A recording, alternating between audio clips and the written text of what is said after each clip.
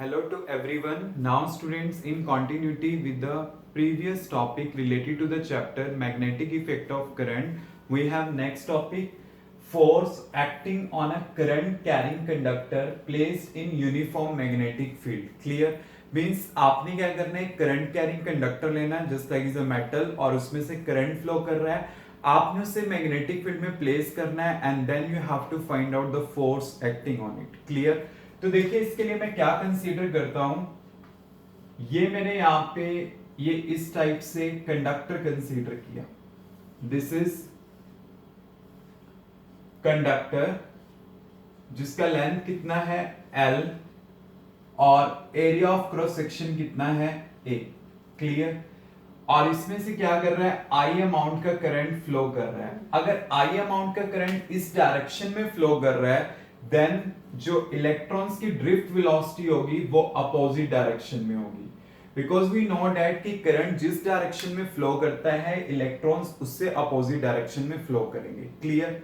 अब मैंने क्या करना है, इस करंट कैरिंग कंडक्टर को मैग्नेटिक फील्ड में प्लेस किया. जो मैग्नेटिक फील्ड इसके साथ कितना एंगल फॉर्म करती है, थीटा एंगल फॉर्म करती है. बिकॉज आई डोंट नो कि हाँ कि मैंने इसको with respect to magnetic field कैसे प्लेस करना है, तो मैंने एक आर्बिट्रेरी डायरेक्शन में मैग्नेटिक फील्ड ले ली.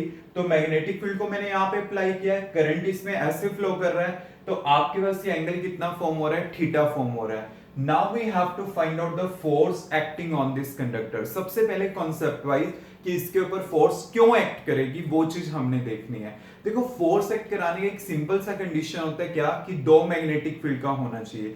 जब दो मैग्नेटिक फील्ड आपस में इंटरेक्ट करेंगी तो यहाँ पे फोर्स एक्ट करेगी. आपको पता है कंडक्टर में करंट फ्लो कर रहा है, अगर करंट फ्लो कर रहा है देन इसके साथ मैग्नेटिक फील्ड लिंक करेगी और एक मैंने अप्लाई करी है और एक इसके साथ लिंक करेगी तो दो होगी और ये दोनों आपस में क्या करेंगी, इंटरेक्ट करेंगी और जिसकी वजह से क्या एक्ट करेगी, force. And we have to calculate the force की वो कितनी होगी. क्लियर? अब देखिए मैं यहां पे कंसीडर करके चलता हूं कि n मेरे पास क्या है, नंबर डेंसिटी. नंबर डेंसिटी का मतलब क्या होता है, number of charge carrier per unit volume. Means इसके यूनिट वॉल्यूम में जो नंबर ऑफ इलेक्ट्रॉन्स हैं वो कितने हैं, स्मॉल n है मेरे पास. क्लियर? तो टोटल वॉल्यूम में कितने होंगे, क्योंकि टोटल वॉल्यूम यहां पे कितना है, A इंटू एल. अगर यूनिट वॉल्यूम में मेरे पास स्मॉल n है तो टोटल वॉल्यूम में कितने होंगे, n into A into L. Means total number of electrons in the conductor or we can say total number of the charge carrier in the conductor वो कितने होंगे हमारे पास, NaL. ये चीज आ जाएगी. क्लियर? अब जैसे हमें ये चीज पता है कि जो मैग्नेटिक फोर्स होती है वो क्या होती है, Q into V cross B. मैंने इसी की सेंस में लिखना है. क्लियर?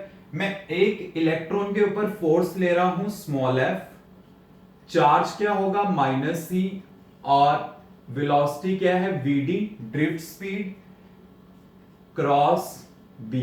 मींस अगर मैं इसको वेक्टर फॉर्म में लिखता हूं, the force acting on a single electron, तो वो आपके पास इतनी होगी. Because you know very well कि अगर मैं वेक्टर फॉर्म में इक्वेशन को लिखता हूं then I have to specify the polarity on the charge particle. तो इलेक्ट्रॉन है, इलेक्ट्रॉन के ऊपर मैंने माइनस को स्पेसिफाई कर दिया. क्लियर? तो मेरे पास ये किसके ऊपर फोर्स आ गई, एक सिंगल इलेक्ट्रॉन के ऊपर आ गई. क्लियर?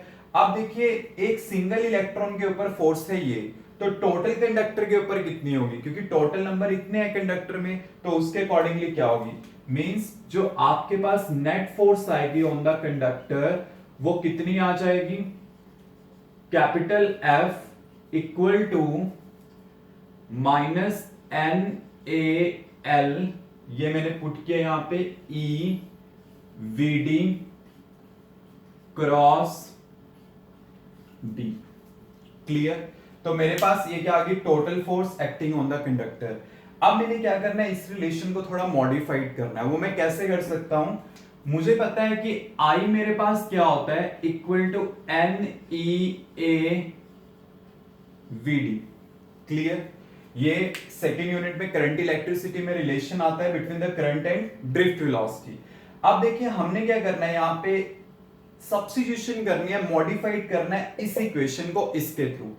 अब देखिए यहां पे मैं क्या कर रहा हूं, अगर मैं करंट को करंट एलिमेंट में चेंज कर दूं, मींस अगर मैं दोनों साइड यहां पे लेंथ से मल्टीप्लाई कर दूं, लाइक वेक्टर एल से मैंने मल्टीप्लाई किया, तो यहां पे क्या आ जाएगा N E A V D into L, और आपको पता है यहां पे वेक्टर क्या होगा, वीडी होगा। क्लियर। और अगर वेक्टर फॉर्म है तो इलेक्ट्रॉन के ऊपर आप पोलैरिटी जरूर स्पेसिफाई करोगे। नाउ यू कैन सी कि आपके पास N A L E V D, ये जो टोटल है N E A L V D, ये जो टोटल है मींस ये सेम ही है हमारे पास।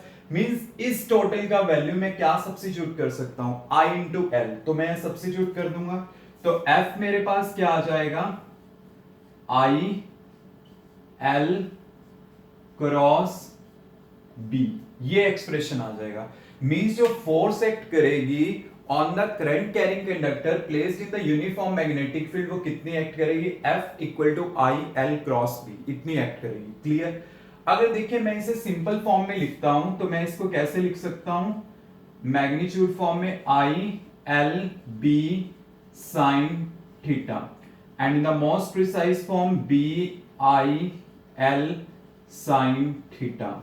Relation is very very important, काफी बार ये आर्टिकल एग्जाम में आया भी हुआ है, और इससे रिलेटेड कई बार जैसे कॉन्सेप्चुअल प्रॉब्लम होते हैं या फिर कुछ न्यूमेरिकल प्रॉब्लम होते हैं, वो भी इंपॉर्टेंट है। और साथ के साथ ये जो रिलेशन है हमारी हेल्प भी करेगा इन अनदर आर्टिकल्स, मींस आगे जो आर्टिकल आएंगे उन्हें सॉल्व करने में हेल्प भी करेगा।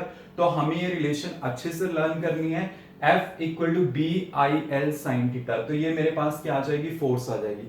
जस्ट मैंने क्या किया, ये रिलेशन यूज किया, L से मल्टीप्लाई किया, देन मैंने उसको वेक्टर फॉर्म में लिखा एंड इसका वैल्यू आई एल सब्स्टिट्यूट कर दिया, तो मेरे पास ये फोर्स आ गया। क्लियर। एज यू नो कि फोर्स हमारे पास वेक्टर क्वांटिटी है, अगर ये वेक्टर क्वांटिटी है तो इसका डायरेक्शन होगा, तो फोर्स का डायरेक्शन क्या होगा, जो किसका डायरेक्शन होगा, L क्रॉस B का डायरेक्शन होगा। अब L क्रॉस B का क्या डायरेक्शन होगा, L ऐसे है B ऐसे है, तो हमने क्या करना है, क्रॉस प्रोडक्ट के अकॉर्डिंग L से B पे जाना है। अगर मैं L से B पे जाता हूं तो ऐसे जाऊंगा, तो फोर्स का डायरेक्शन क्या होगा, perpendicular to this plane of the paper acting in outward direction, means जो यहाँ पे फोर्स का डायरेक्शन होगा वो आउटवर्ड होगा, perpendicular to this plane of paper, इस टाइप से हमने फाइंड आउट करना है। अब हमारे पास आ जाते हैं इसके स्पेशल केसेस। स्पेशल केसेस में क्या होगा, जैसे अगर मैं केस नंबर 1 कंसीडर करता हूं, यहां पे केस 1, अगर मैं कहता हूं if the current is flowing in the direction of the magnetic field या opposite to the direction of the magnetic field, means current या तो यहां पे फ्लो करे या इसके अपोजिट फ्लो करे, तो एंगल कितना बन जाएगा, तब 0 और 180 बनेगा। मींस तब थीटा मेरे पास क्या होगा, 0 डिग्री होगा या फिर 180 होगा। अब साइन 0 क्या होता है, 0, साइन 180 भी क्या होता है, 0 होता है, तो उस टाइम मेरे पास फोर्स क्या होगी, यहां पे मिनिमम होगी और उसका वैल्यू कितना होगा, 0 आ जाएगा। Now next is case 2। Case 2 में मेरे पास क्या होगा, अगर मैं कहता हूं कि मैग्नेटिक फील्ड करंट के परपेंडिकुलर हो जाए, मींस B इस टाइप से हो जाए, देन एंगल कितना बनेगा, 90 डिग्री।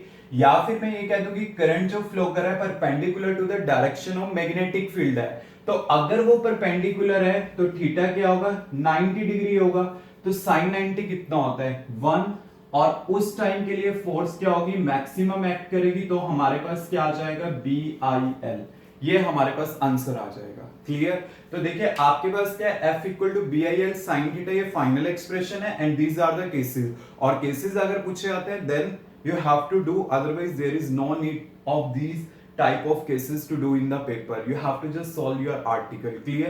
तो आपने just क्या करना है, force calculate करी है and then after these cases and their vector form means direction किस type से हम calculate करेंगे। clear। any doubt?